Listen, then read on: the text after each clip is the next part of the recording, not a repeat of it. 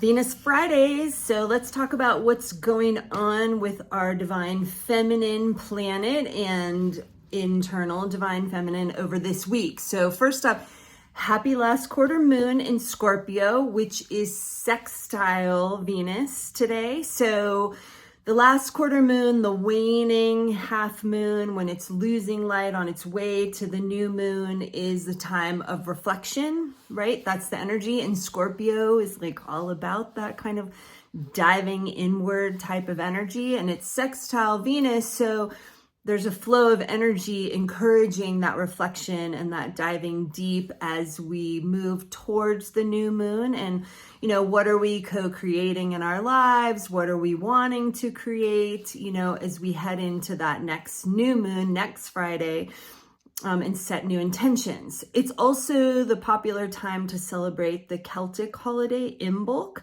which is a time of, you know, in Western Europe, not necessarily here in the mountains of Colorado where I am, where the seeds are, you know, starting to sprout and germinate, and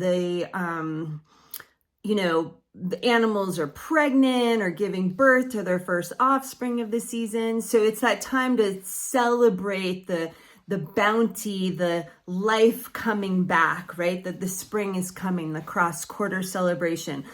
But really, that happens, it depends how you want to look at it, but when the sun reaches 15 degrees of Aquarius, which will happen on this Sunday, the 4th, is when we are literally halfway between the December solstice and the March equinox. So that's the astrological cross-quarter time. So Imbolc could be celebrated on Sunday the 4th, as well as some cultures would look at it as the solstices and the equinoxes were like the solar holidays, and that these cross-quarter celebrations are the lunar holidays. So it could also be looked at the time of the full moon that we just had in Leo. So once the sun moves into Aquarius, the first full moon, that's Imbolc. So there can be lots of different ways to celebrate it. It's just really about dropping into and being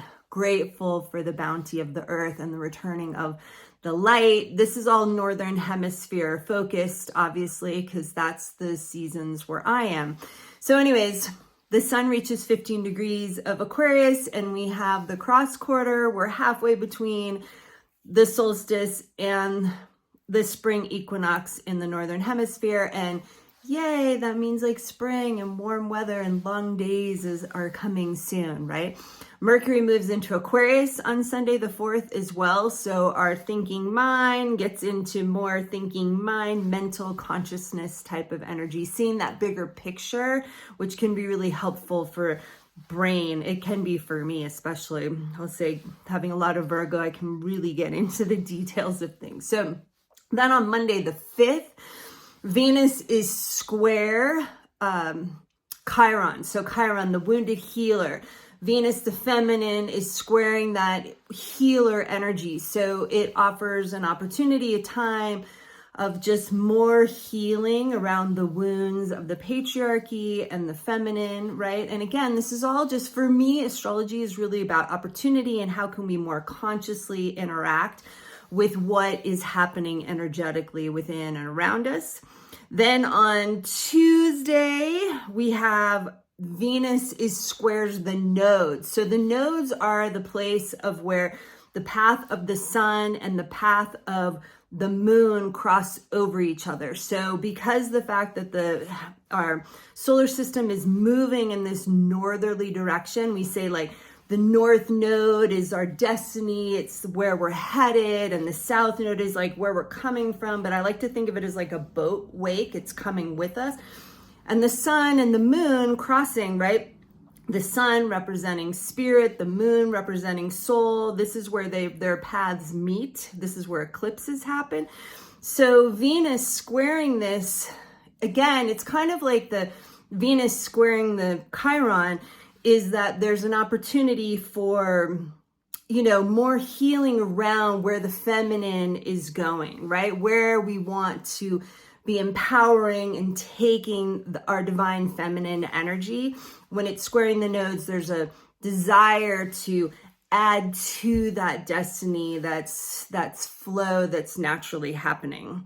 Okay, there's a lot. We're going on, but here we are. There's quite a lot of things happening with Venus right now and just in general. So then Wednesday the 7th, we have a big event of the waning crescent moon meets with Venus in the morning sky before the sunrise, right? And this signifies us moving into another chakra gate. So if we're following the most ancient myth that we have written, is about the Venus cycle.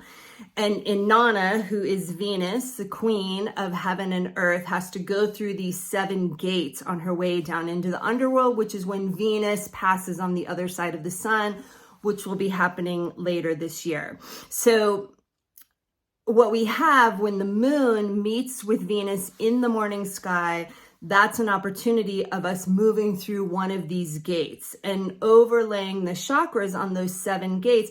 We're moving through the sacral chakra gate on the 7th, right? So it's beautiful to see in the sky. So if you're an early morning riser, I highly encourage you to get outside and have a look, because it just like fills your heart with like meaning and purpose, and you just feel connected into this like massive celestial event. It's a beautiful sight to see, and it's a way to tune into the divine feminine, into Venus, highlighted by the moon more readily.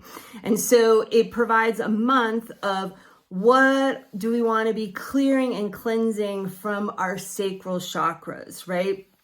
The chakras around our creativity, what we are creating, abundance, sexuality, all of that womb type of energy. So is there something that would behoove you to focus on this month to let go of and clear that would allow more creativity, more abundance, and more connection to your sexuality to come through?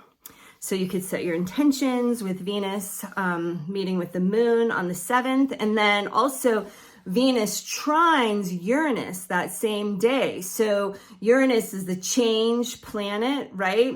Activates change. So that's a nice support for activating what you want to be clearing from your sacral chakra. Okay. Also, I'll just say, start looking for Mars in the sky near Venus, because they're coming into a conjunction. They'll be there together later this month. So that's a big celestial event happening. So low horizon line, good eyesight. Mars will be very faint, but you could start looking, and let's see who can see Mars first. And then as we approach that conjunction, it'll be beautiful to see Venus and Mars coming together, the masculine and the feminine coming together. But we'll talk more about that in the coming weeks. Okay, see you next Friday for Venus Fridays on the Aquarius new moon. Wishing you well this week.